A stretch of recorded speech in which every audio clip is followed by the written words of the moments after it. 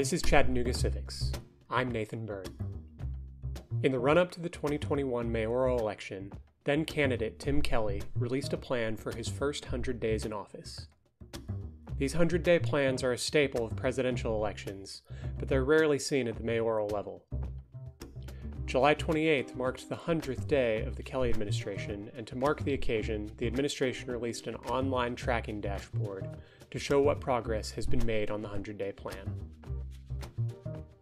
To find out more, I sat down with Joda Tongnapnua, the mayor's chief of policy. We discussed the outcomes of the 100-day plan, as well as the administration's plans for the future.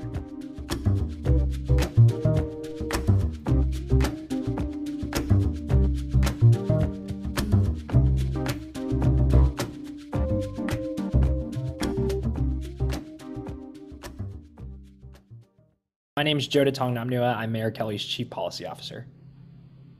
Okay, great. And so I just want to ask you to provide just a brief overview of what these first 100 days have looked like. What have been the challenges? What have been the success stories, just very broadly speaking?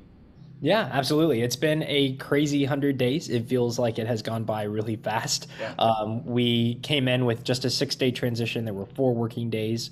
And as Mayor Kelly talked about throughout the campaign, a 6-day transition meant that we had to get a lot of things in place very quickly. And so, within the first 50 days, we actually launched the reorganization of government. So we created several new departments, including the Department of Early Learning, Department of Innovation Delivery and Performance. We split economic and community development, and we also really elevated economic development, particularly because we were excited about the opportunity to really be investing in workforce development initiatives, small business support. I'm trying to think of a lot of things happened really fast.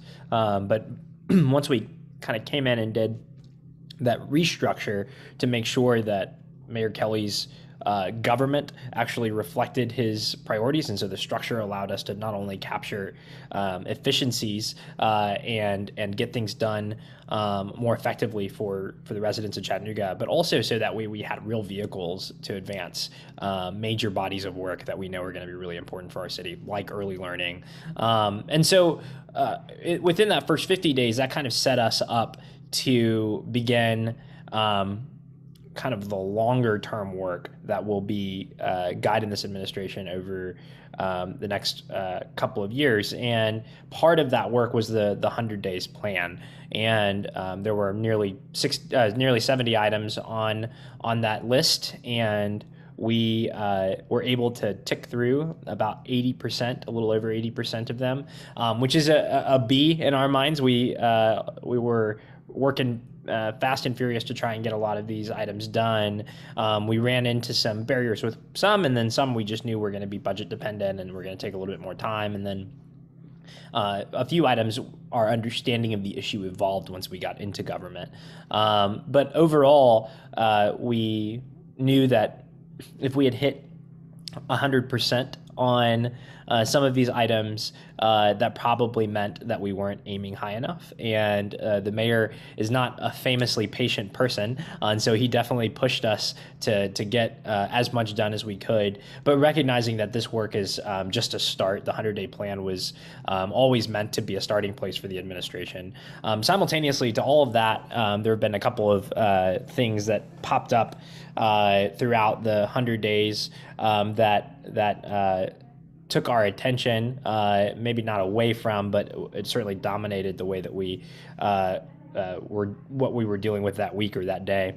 And personally, I kind of liken it to when people ask me, how are things going at City Hall? I'm like, well, we're working on some really exciting long-term stuff, and you go into work really excited about some of the big ideas that you'll be able to implement for the people of Chattanooga and to really tackle some of these challenges that we've been facing for a long time. But then also, as soon as you walk in the door or throughout your day or week, you pull a certain number of chance cards and you just have to respond to those chance cards. And that's part of the job too. And one of the things that has happened over these 100 days is we've put together a really fantastic senior team.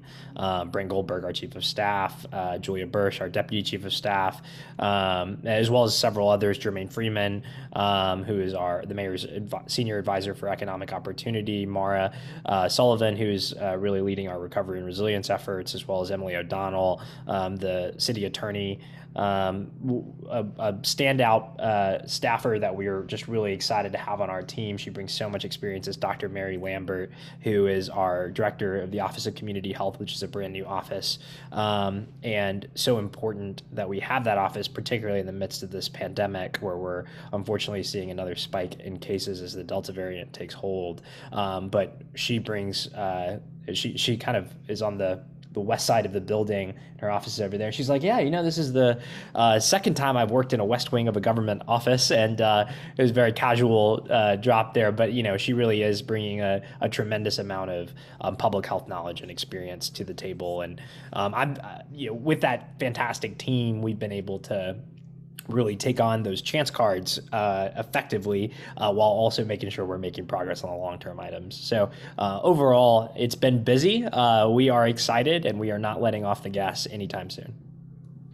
Great. Well, like you said, the city released a tracker showing progress on this 100-day plan that the mayor put out, and it's around 80%. But I've got a kind of longer term question, and you've mentioned this a little bit, but generally speaking, the 100-day plan is really focused heavily on creating plans and advisory committees and research positions and things like that. But they're all oriented towards a much larger goal. You've got goals on affordable housing, on economic development, on homelessness, on all these things, very long-term goals that the 100-day plan was just kicking off. And so you've already released this data tracker to inform the public about these short-term goals of creating these research committees, but are there any plans to continue to publicly track those underlying goals that really kind of create the framework for the 100-day plan? Yeah, absolutely. So, not only is the 100-day plan a really great tool for us to sort of keep track of the items, even past the 100 days, some of the stuff we didn't get done, we're going to continue to update that along the way. But we also recognize that we were just starting off with a 100-day plan. We are really fortunate to have our Department of Innovation, Delivery, and Performance, which is absorbed, and the Office of Performance Management and Open Data, our OpMod team, and they are some of the best data analysts and public data advocates anywhere in the country. We just got certified as a What Works Gold certified city, which is a fairly difficult certification to get, and it demonstrates our commitment and that team's commitment to one, not just having access to open data, but leveraging it for performance management, for accountability and transparency, but also to help us better improve services with that data as well. So to come back to some of the bigger goals, we're going to be releasing a strategic framework that outlines the major goals for this administration. And a couple of things that are important about that strategic framework: it's not a plan to end all plans by any means. I think that it's designed to be iterative. It's designed understanding that other organizations in our community have their own strategic plans, and it's meant to support and enable them. But it is also a way for us to stay accountable. And so we have, right now 7 really big goals, and these are subject to some change, but we really want to make sure that we're building a universal path to early learning, that we are catalyzing the resurgence of our Black middle class, recognizing that that's been an area where we've struggled as a city. We want to make sure that we're ensuring that every Chattanoogan has access to safe and secure housing, and that means making sure that housing is affordable for every Chattanoogan. We want to improve local infrastructure, and this is, shouldn't be a surprise to folks that saw Mayor Kelly's pothole ads. That wasn't just a campaigning tool. We are pretty committed to that. We want to see our city become a competitive regional economy so that we're able to stand toe-to-toe with our competitive regional peers like Knoxville, Nashville, Atlanta, because we know we do compete up against them for talent and for jobs. Ultimately, we really want to see this work through an equity lens and begin to close the gaps that have been so persistent, not only in our economy, but in our our city generally. These are public health gaps. There are gaps in access to things like fresh and healthy food. There are economic gaps, wealth gaps. So those are going to be a major area of focus. And then sort of finally, just making sure that the city of Chattanooga is an effective and efficient local government that is responsive to its residents. And so, across those big goals, we have several initiatives we're excited to be able to roll out soon. But we will be tracking and holding ourselves accountable to a series of metrics that come out with that strategic plan as well. And then every single one of those items will sort of have a strategic plan that goes with it. So our early learning strategy will be developed over the months ahead, and we'll have some very specific, detailed metrics and performance indicators that we can look at to make sure that we're what we're doing is working and that the public is holding us accountable. So over the course of these next couple of months and even next couple of years, you'll be seeing a lot of data coming out of the city of Chattanooga. You'll be seeing some of the dashboards that we look at every day to hold ourselves accountable. And then, of course, we continue to work with our partners in the media and in local journalism to answer questions that we didn't necessarily ask of ourselves, but are continuing to stay transparent and accountable to the public through them as well. So I think from a long-term perspective, we are excited about the idea of tracking our goals and providing a lot of data. And it's actually, we've got now a department whose responsibility it is to drive those metrics up to the public, which is really exciting. Yeah, I'm really excited to see that, and I think it's going to be really helpful to citizens who often feel disconnected kind of from what the city is doing, just to be able to see that in real time and say, hey, this is what the city said they were going to do. I haven't heard anything about it.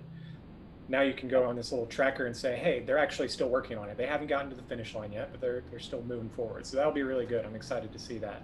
And one of the things around those items is that a lot of times these are extraordinarily complex issues, and we want to help people understand not only what we're doing to resolve them, but also helping the public understand maybe what some of the barriers are to progress. And so we know that not every answer is going to come out of City Hall or local government, and we have really encouraged our teams to not take as much pride in authorship, but to really look at the community for what some of those solutions might be too. So I think you'll see opportunities for that. We just announced, we can talk about this in a little bit, I'm sure, but we had some challenges with our recycling due to some staffing shortages, and we announced some steps that we're taking to raise pay for CDL drivers to make sure that we can fill those positions. But we also are going to take that as an opportunity to solicit public feedback about how we can do recycling and waste management better. And so at Startup Week, we are going to be working with Startup Week's organizers to conduct a reverse pitch where residents can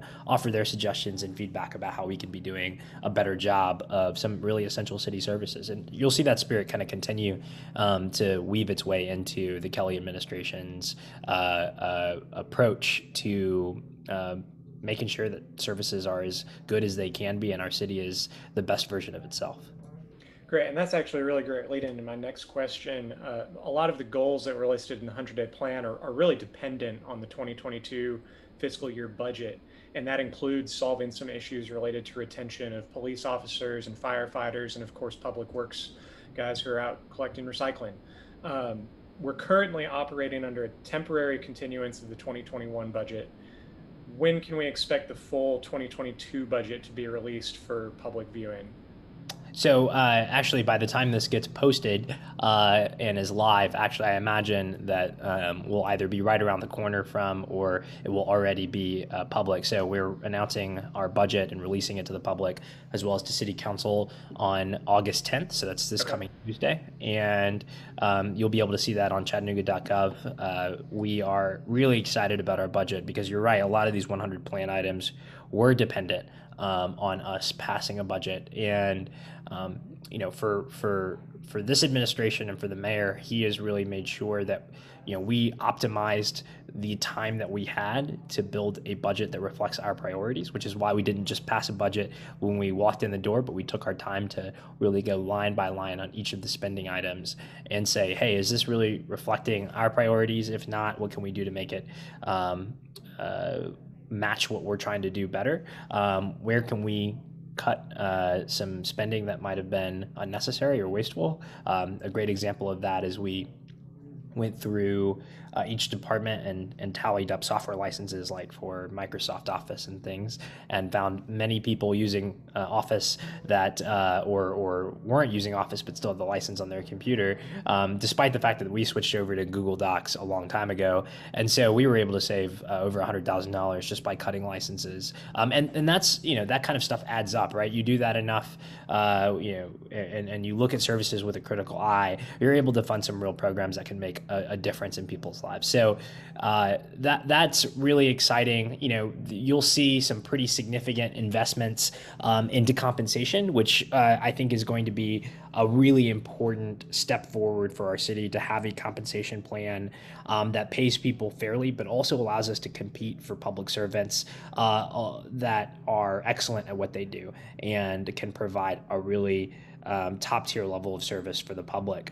And a perfect example of that is our recycling drivers, who were, CDL drivers are extremely competitive right now. The city of Chattanooga competes not just with other cities, but we compete with private companies. And for us, we were lagging 40% behind the pay that was available for a similarly qualified driver. So we had 32 vacancies for equipment operators who drive these trucks. And so when we unexpectedly lost 2 staffers, we had to suspend recycling service to make sure that we were collecting garbage and brush on time, particularly brush because during the hot months of the summer, it's a real fire hazard to have that sitting on the side of the road. But we recognize that had we had a pay plan that met the moment and was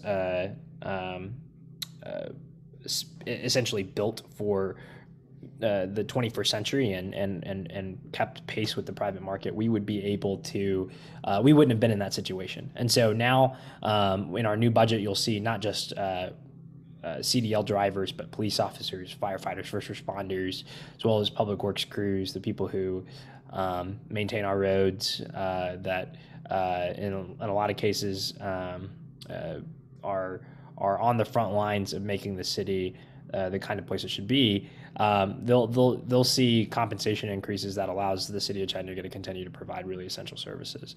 There's a whole bunch of other stuff in our budget too, which I'd be happy to talk about. But we're getting really excited to be able to release that. And with the start of our budget, that's really the beginning of. I feel like we've somewhat been in a prologue of the Kelly administration. The mayor has been driving reorganization, getting our first 100 days taken care of, getting our budget in order. And then from there, we'll really pivot to tackling some of these long-term items that, whether they be challenges or opportunities for our city, that I think could really define the next decade of Chattanooga. And we stand at a crossroads in a lot of ways. And Chattanooga has a really exciting series of opportunities ahead of it, and we're looking forward to making sure that Chattanooga is the best city in America. And I think the work that we're doing now in our budget will allow us to really make sure that's possible. That's great. I really look forward to seeing that. I'm hoping to have kind of an in-depth dive into the budget here on the podcast at some point. Again, you said that'll be live by the time this interview is published. I want to circle back to the 100-day plan, and just broadly speaking, I'm wondering if there's any particular goals that the administration feels like y'all were able to go above and beyond whatever the 100-day plan said, something you all were really proud of and got a little bit further than maybe you thought you would.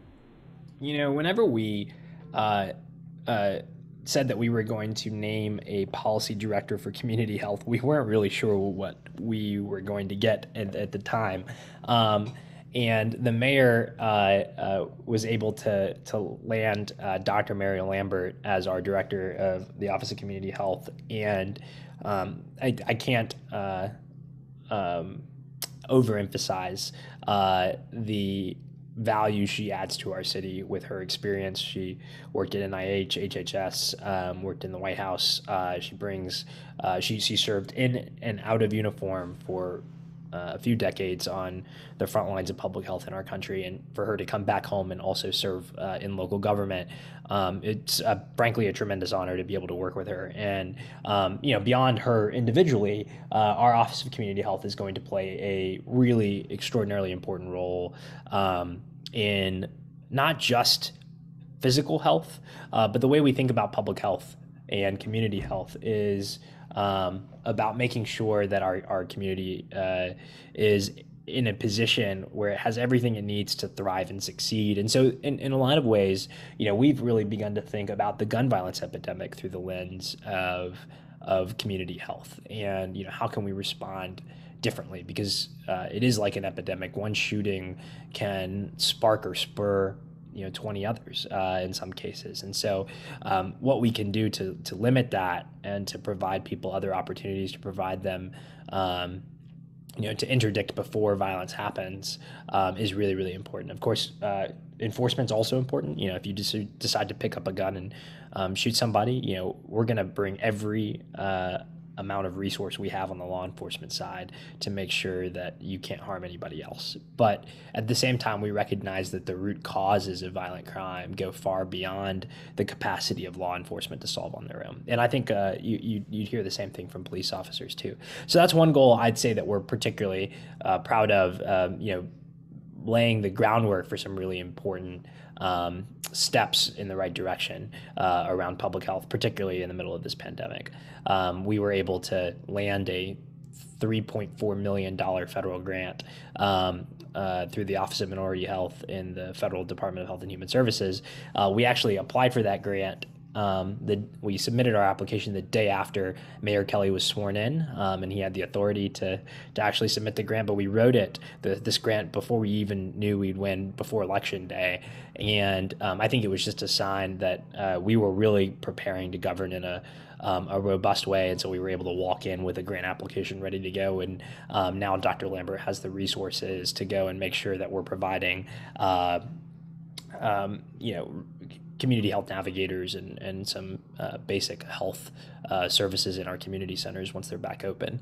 So that's one. I'll pivot to another one. Our plan called for us to conduct an inventory of city-owned properties that could be used for affordable housing, and we know affordable housing is going to be one of the key things that we are focused on, over the course of this administration. And that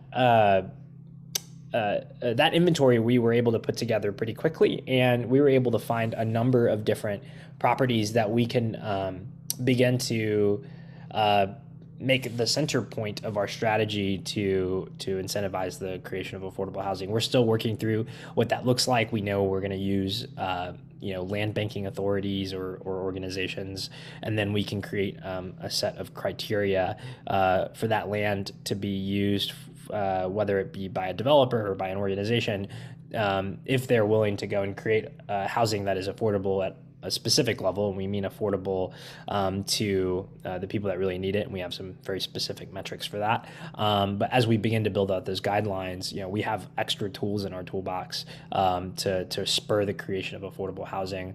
But we're also looking at policies that encourage density in our neighborhoods, that allow more people to live on, in a space that historically, you could totally fit a 4-bedroom, 3-story house. But we also know that we could have used that space to fit more families who really need a place to live. So we're really getting thoughtful about that. And so having that inventory put together is something that was really exciting, and I think started us off on the path to being able to really bring a number of units to the city. So those two, I think, are pretty exciting for me. Also, I'll just finally mention, our partnership with the with Hamilton County Schools that we announced, where we are going to be making the most significant investment financially and staff-wise into Hamilton County Public Schools since the merger in 1997, whenever Chattanooga City Schools joined to create Hamilton County School System. And now we are going to be providing community forward coordinators, which are folks who will be able to connect resources that aren't necessarily academic, but we know have an impact on the academic success of those students. And that's really exciting because they'll be rooted in those schools, but they'll be city employees, and we'll be able to think about city services and how they impact the families and the students in those schools. So whether it's access to fresh food or helping with rent or connecting them to resources that can help them with finding housing or workforce development opportunities, all of these wraparound services, even maybe mental or physical health support, that can help create an environment where that child can learn at home, and then also when they go to school that they're positioned to be as successful as possible. That's a really exciting development, and I think will make a tremendous difference in the lives of so many children across our region. So those are a couple of the big items that I'd say we're particularly proud of. That's awesome, and it's super tempting to me to just follow any one of those threads. Each one of those topics could easily be its own hour-long interview. And I think we will be covering a couple of those in a little bit more detail. But first, I want to ask one more kind of general question. What goal or goals has proven to be the most difficult to meet? Something that ended up being harder than y'all anticipated, something that is taking a little longer, maybe a bit of a struggle to meet that goal?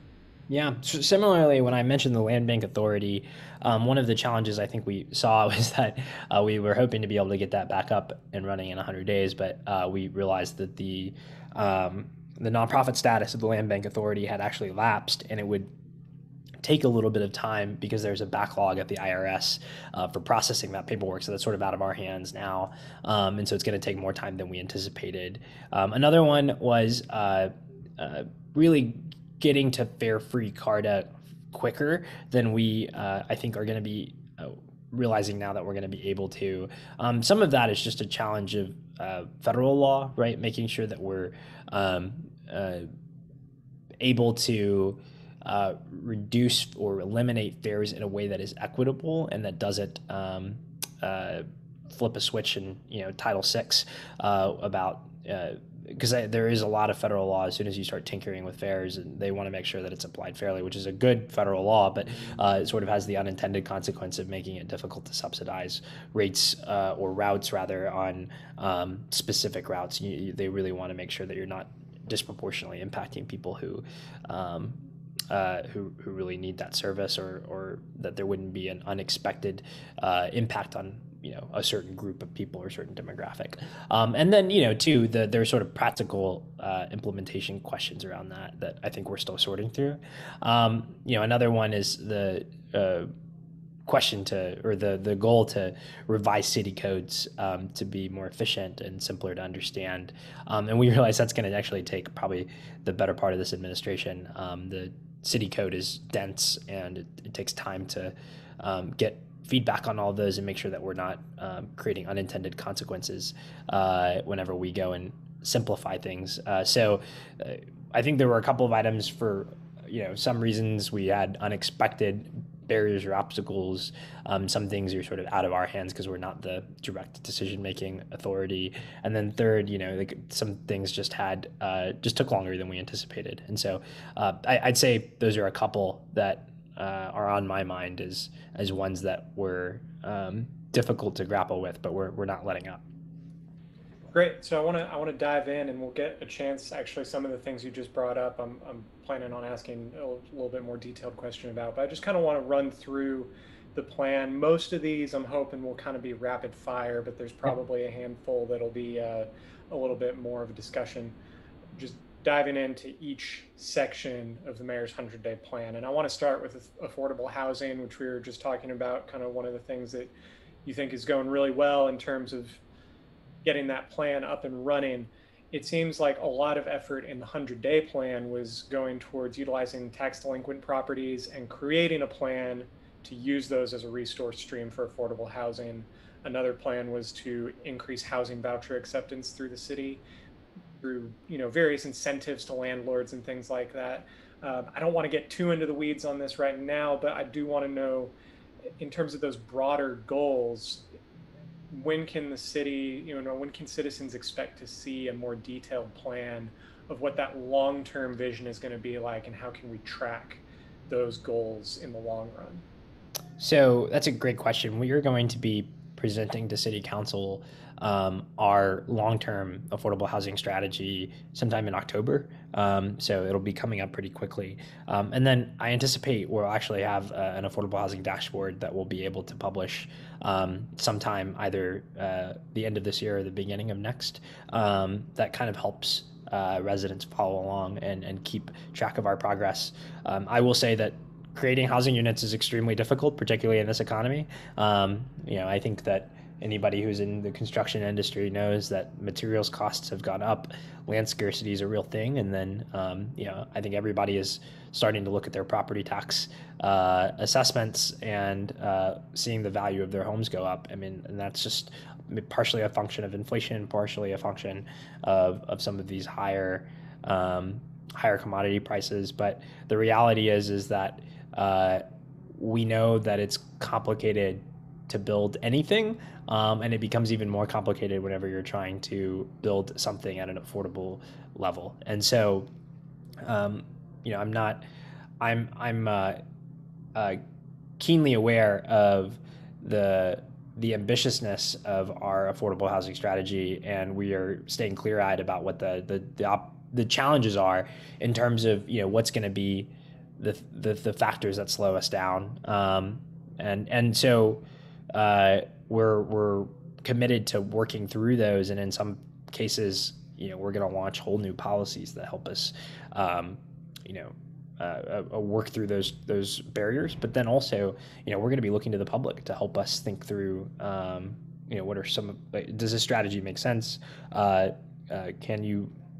Can we build support for density in our neighborhoods? Because if we continue to only build R1, we're just simply not going to hit our housing goals. And so, some of this is looking to the community to say, hey, is affordable housing really a priority for the city? And I think it is. And I know the mayor's heard that over and over again. But it's going to take public input and public process to really get engaged, and to make sure that this goal of providing housing, accessible housing for the vast majority of Chattanoogans, is a success. And I could talk with you about this for another 2 hours probably. So I look forward to seeing that plan, and maybe when that plan gets released, we can jump on board and do another interview just focused on that, because I could talk about it for ages. For sure. I do want to keep moving on.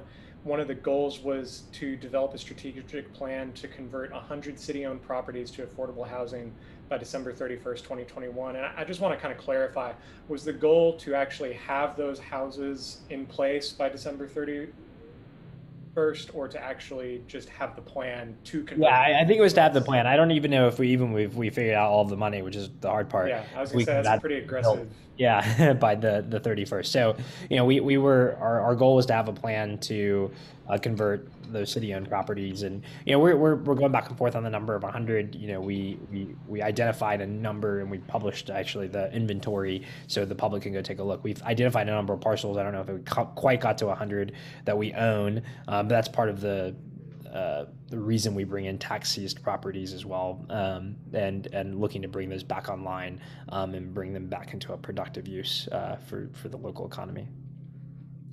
Now I want to move on to COVID recovery. One of the goals is to expand testing and accelerate vaccinations. The action tracker says that community centers are now being used to expand testing, and that there's a plan in place to provide vaccine incentives for city employees.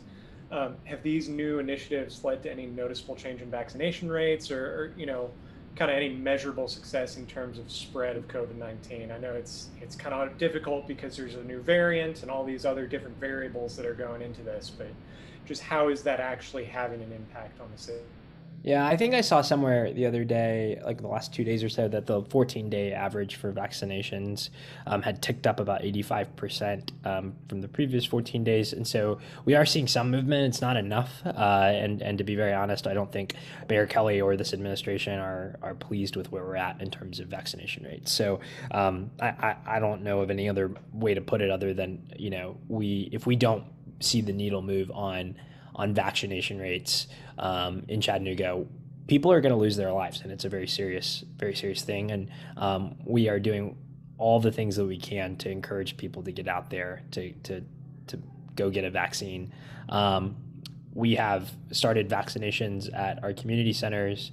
We have launched a vaccination incentive for city employees. And we also recently announced our Vax for Cash initiative, which is a lottery or sweepstakes style drawing where we'll pick one winner every week that will win $1,000 plus some other prizes that local businesses are volunteering and providing, including American Airlines for the first drawing, will provide a free pair of tickets to anywhere in the world where they service. So, there's some exciting stuff, but you've got to go get a vaccine to be eligible and then sign up.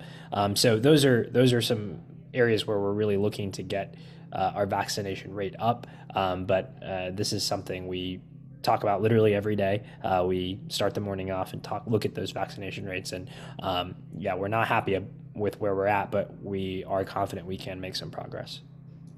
Yeah, it'll be really interesting to see how that sweepstakes program goes. I'll look forward to seeing the data on that. But yeah, me too. Again, hopefully everybody starts getting on board and getting vaccinated, and hopefully this is the last wave. Absolutely. I want to move on to economic development. One of the goals listed was to provide a central resource for small businesses to navigate small business benefits and COVID best practices, among other resources. This initiative is now live on econ.chattanooga.gov, but I'm wondering what's being done to advertise this service and make sure that small businesses are able to take advantage of it. Because one thing I run into a lot just in the space of trying to encourage civic engagement is that people just don't know where to find this stuff. I mean, if you're not looking for it, you're never going to find it. And if you don't know that it's there, you're never going to look for it. Totally. So what's being done to kind of get the word out? Yeah, so we are completely revamping our communications operation here at the city of Chattanooga. One of the things that we, I think, historically have seen in government communications at every level, particularly local and state, is that we're extremely reactive. We react to reporters' questions, we react to events, but we don't do as much proactive work of helping explain some of the challenges that we face or where people can go find the things that they're looking for. A couple of big things that we're also working on in terms of not just getting the word out there through our communications effort, social media, and those kinds of things, but we are also going to be completely redoing our digital infrastructure as a city. That includes our websites and the apps that are associated with 311, the city of Chattanooga, Outdoor Chattanooga. That's all going to experience a dramatic overhaul that makes them far easier to use and navigate. We know, and I say digital infrastructure because this isn't it's not just a website. It's a lot more than that. It's in the 21st century, having these digital platforms is a service to our residents, and they connect you to lots of resources. And so it's imperative that we get it right. And so you'll be seeing more about that over the next couple of months, particularly as we get out of this budget season and we get it passed, hopefully, and we are able to go and get projects like that off the ground and started.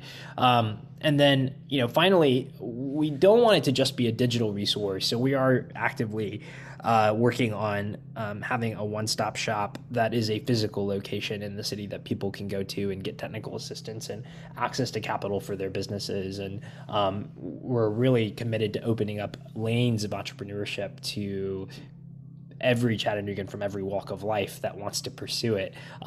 Historically, access to capital has been restricted to people who already had, an established business track record or a great credit score or had, access to some private investors. And so we recognize that not everybody has those things. And so we are looking to create avenues for people to fund their businesses and get them off the ground, because we know that by investing in local entrepreneurs, we're investing in our local economy too. So we're certainly going to be doing more over these next several months on making services like this more accessible, easier to find, and then also more effective in the long run. That's actually a really great lead into a couple of my next questions. One of the goals was to have an outdoor Chattanooga app rather than just having the website. The 100-day tracker online has said that the current progress is that the outdoor Chattanooga website is going to be redesigned and kind of streamlined. And that's definitely still progress, but I'm wondering, is a full app still in the works, or has that been tabled? Or is it just going to take a little bit longer than originally anticipated? It's not been tabled. It's still in the works, and it will be a part of our broader digital infrastructure overhaul generally. So we anticipate there will be some mobile app or functionality. It's probably going to have its own dedicated resource, but it will be a part of our overall digital infrastructure overhaul. And that's my next question: is the general digital overhaul? What is the expected timeline on that? And I guess more importantly for me is there going to be any way for citizens to kind of provide feedback on features that they would like to see or issues that they have had with the website in the past, just to make sure that what ends up coming out on the other side of this is actually solving problems that citizens have rather than just shiny new website? Yeah, no, absolutely. And that's part of the reason so there was a redesign that was in the works when we got here, and we put the hold on that, partly because I don't think there had been as much citizen engagement input as we would have liked. And the mayor kind of took a look at the process and said, no, we really need to go back to the drawing board on this. And so it is in the budget that's coming out in here in a few days. And so as soon as we get a budget passed by council, we'll get to work. We'll be putting out a request for proposals for partners to help us not only kind of redesign and rethink the infrastructure, our website and the respective apps rest upon, but also to also engage the community in the process of building something like this in the first place. So we are anticipating that we're going to have plenty of opportunities for the public to provide input, because we want to make sure these services work well for them. And then we've kind of moved into the government section of the 100-day plan. The administration is hoping to restore the position of legislative analysis to help guide the city council kind of through the ramifications of different resolutions that are being considered. The tracker says that a contract has been awarded to UTC to fill that role. When is that position going to begin? Are the findings of that legislative analyst going to be publicly available? And if so, where are they going to be, if that's something? Yeah, so our work on this was to actually provide the funding for it, but City Council is really driving this.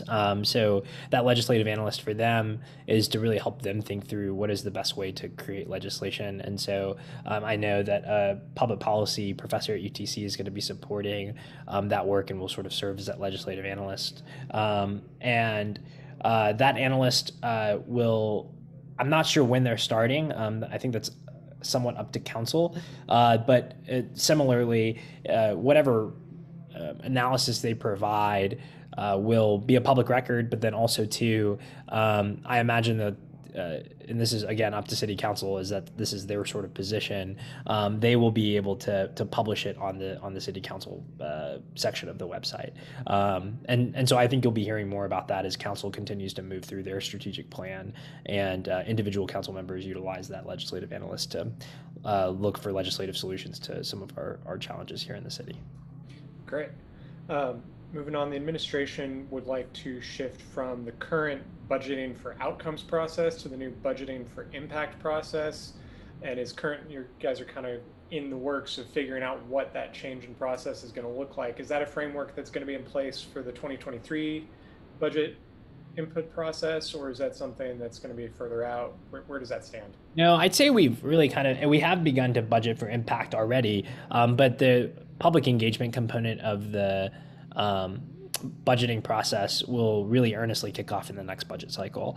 And so we're really excited that we're going to get past this first budget, which was one of those things where we walked in and we had just a very short amount of time to build the budget.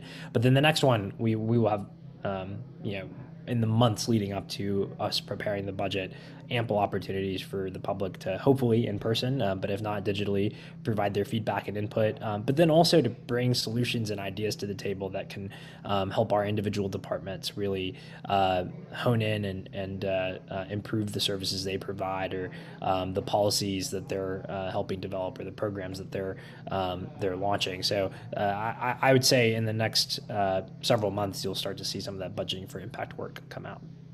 Great. And you've already mentioned this kind of in some previous answers, but there's a lot of effort going into reforming and simplifying city codes. And you're listed as one of the leaders in this process. I'm just wondering, how far reaching is this process going to be? What kind of public input is there going to be? And at the end of the day, just a clarification, any changes to the code are going to have to go through city council, correct? Yes. So we could think about this a couple of ways. One is, actually changing the code itself, which I think is a process that we're always going to be, undertaking as a government. We're always trying to optimize and improve the laws that we have to better serve our residents. And so to that end, there Chris Anderson, who's the administrator of the Department of Innovation, Delivery, and Performance, as well as myself, have begun to assemble a committee structure for the code reform. So these will be actually changing codes to make them work better, to get rid of anachronisms or things that, for a long time, for example, fortune telling was illegal as a part of city code. And so, some things like that are easy things to fix. But then there's more robust changes, for example, in the zoning code, and making that work more effectively. And there will be a lot of public input for that. For each of those committees, we're inviting members of the public, but also when there are substantial policy changes, we'll be engaging the public in lots of different ways. But then on top of that, another way to think about this is the simplifying process, or making it easier to read or understand, may not actually involve changing code at all, but may be a way of annotating it to make it easier to read. I grew up in a Southern Baptist church, and we used King James Bibles that had language that wasn't always easy to parse through. And then there was sort of a point of pride of not using NIV or something easier. But I think in some ways that putting it in more plain or simple spoken language, so that way people can understand what's happening in the code, is something that we're exploring, and our OpMod team is actively looking into. And people have done this for federal code, so we think we can port it over to city code as well. Yeah, that sounds like a really great idea. Kind of in line with revising codes and annotating codes and things like that, I want to move on to justice and safety. One of the major goals of this section was to establish policies to revise codes to decriminalize poverty in a lot of cases. And one example, and the example that's listed in the city tracker, is that there's a new lights on program, which allows an officer, in lieu of a citation for a broken headlight, to provide a voucher to get that headlight fixed. So, somebody gets pulled over for a broken headlight, they get the voucher, they move on, they don't get anything on their record or any citations or anything like that, and it helps them get back above board. And this seems like a program with a lot of potential. But one thing in kind of the national conversation around policing is that there's a lot of critiques that these kind of routine traffic stops can kind of turn into fishing expeditions. Somebody gets pulled over for a broken headlight, but then the officer's looking around for, an alcohol bottle or a smell of marijuana or whatever. Just getting overly scrutinized for other possible charges. So I'm wondering, the lights on program, it'll help with that initial problem of having the broken headlight in the first place, but I'm wondering if there's any kind of side program that will include guardrails being put in place to prevent those kind of routine stops from escalating. Is that something that is an issue in Chattanooga at all, or is that something that's being talked about kind of in the future?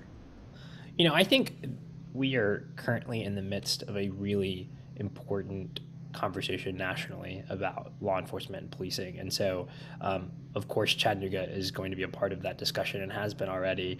And we've seen that in our public dialogue. I think the Lights On program is a great start, but by no means is it an ending point. As you know, we're currently searching for a new police chief. Chief Roddy has served 26 years in the Chattanooga Police Department and oversaw a department and maybe some of the most interesting and challenging times where we're really discussing the wholesale shift of the way we think about public safety. So we're really grateful for his leadership.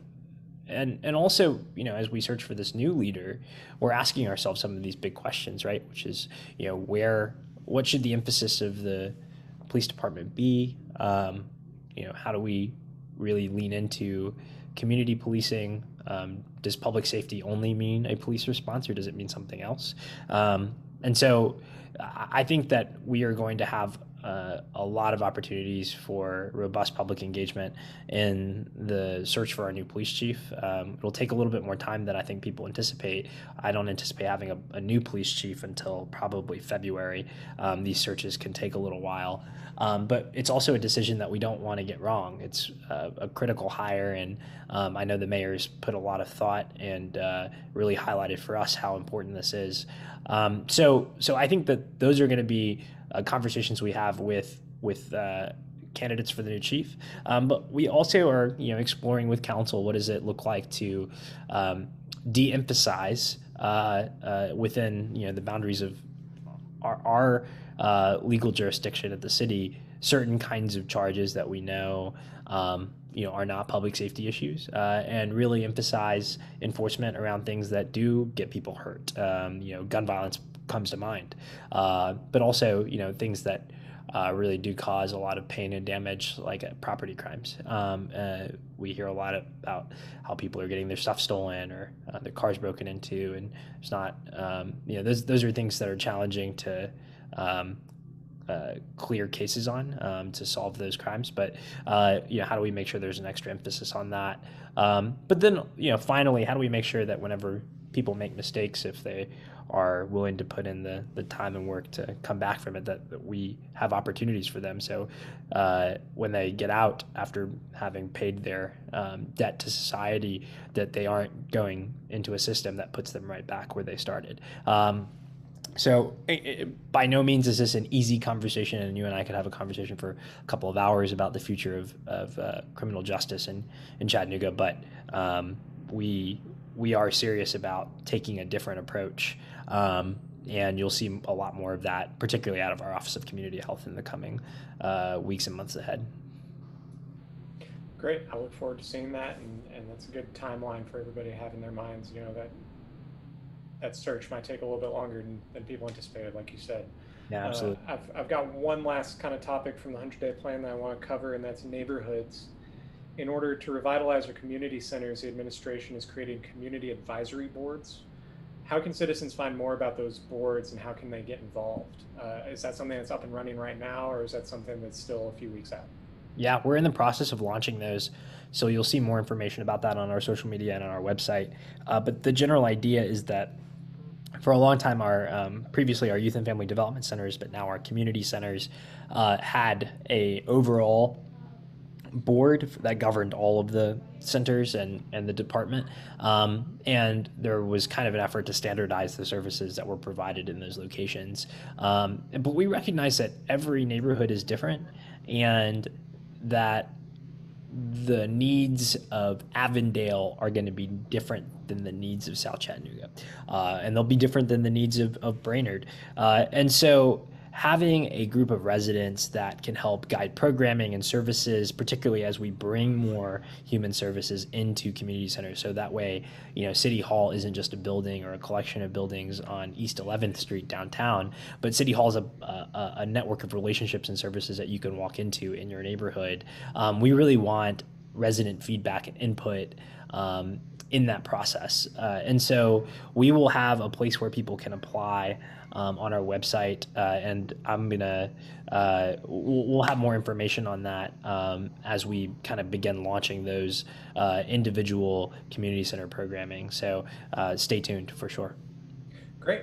Well, that's all I've got. That kind of covers the majority of kind of the open questions I had for the 100-day plan, and I look forward to seeing what what else comes out of this administration. Again, this is just the first 100 days. This is a lot of framework getting set up, and so it sounds like there's some really exciting things to look forward to. So, thank you so much for your time, and thanks for coming on the show. Yeah, thank you so much, Nathan.